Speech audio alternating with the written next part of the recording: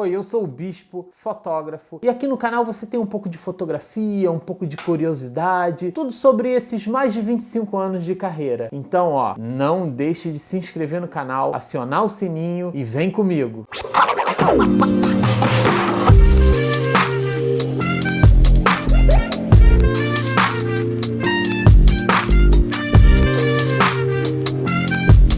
Hoje eu vou falar sobre os ensaios remotos. Os ensaios que eu fiz e eventualmente ainda faço por FaceTime. Tá fazendo exatamente um ano que eu comecei a fotografar. Como todos sabemos, a gente está no meio de uma pandemia gravíssima. E em março do ano passado, eu, diante da impossibilidade de trabalhar, diante da impossibilidade de encontrar pessoas, que acontece até hoje, eu comecei a fotografar por FaceTime. Lá no início a gente ainda não tinha nenhum conhecimento sobre a pandemia, então era tudo bem mais obscuro e por segurança eu parei totalmente de trabalhar. E aí eu fiquei, bom, como é que eu vou viver sem trabalhar? Como é que eu vou viver sem fazer o que eu mais amo fazer, independente do dinheiro, independente do trabalho? Eu não podia encontrar meus amigos, e não podia fotografar, e não podia fazer o que eu mais amo. E diante de todas essas impossibilidades, eu tive um dia um estalo. Eu tava falando com meu irmão, eu tenho um irmão que mora fora do país, então eu já tenho o hábito de falar com ele por mensagem, por áudio, por FaceTime especificamente. E após mais uma ligação com ele, comentando a loucura que a gente estava passando, eu pensei, e se eu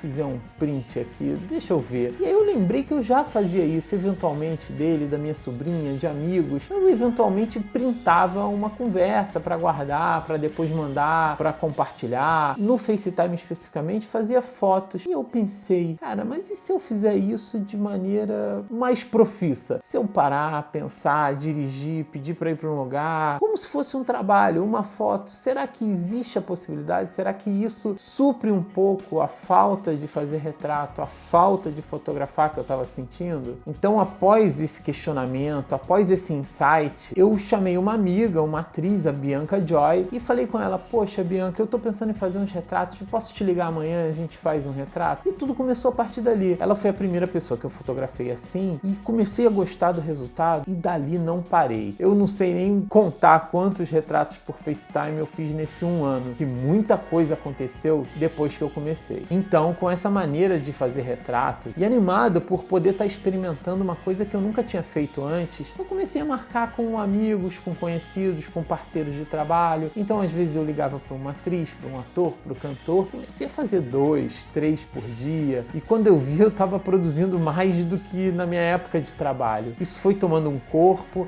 eu comecei a publicar nas minhas redes, especificamente no Instagram, e também mostrar um pouco dos bastidores. Eu deixava a tela do meu celular filmando e comecei a mostrar.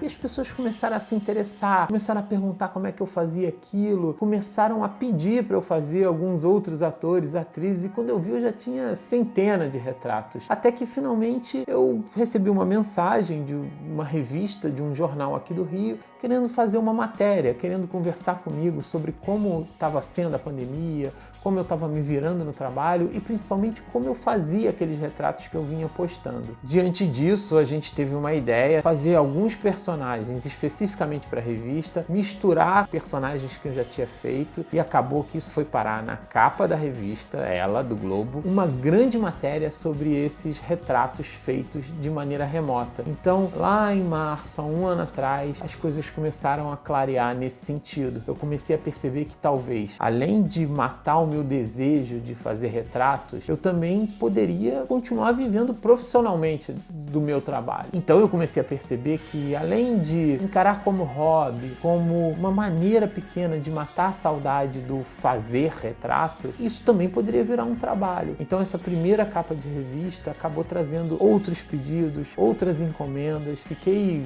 meses, muitos meses, sem fazer um retrato com uma câmera fotográfica e fazendo muitas matérias, muitas reportagens, muitos retratos por FaceTime. Eu fiz a capa da GQ, capa de revista de jornal, canal, eu fiz campanhas publicitárias, coisas que nunca tinha imaginado que poderiam acontecer. Então aqui você deve estar vendo alguns trabalhos que eu fiz e pensar lá no início, em março do ano passado, que eu ia conseguir uma maneira de dentro de casa continuar meu trabalho de retratista, eu não acreditaria. Acho que o mais bacana disso tudo é que a partir de um hábito comum, de conversar com as pessoas, eu consegui minimamente manter o meu ofício. É claro, a gente tem muitas limitações nesse tipo de retrato, mas imagina se eu tivesse ficado um ano sem fazer nenhum tipo de foto, ou sem trabalho, sem conseguir ganhar dinheiro com o meu trabalho. Então eu agradeço muito o insight que eu tive e diante desses trabalhos, diante desses retratados, dessas matérias, eu consegui me manter ativo, não só para minha cabeça, como uma terapia praticamente na pandemia, mas também como trabalho. Eu consegui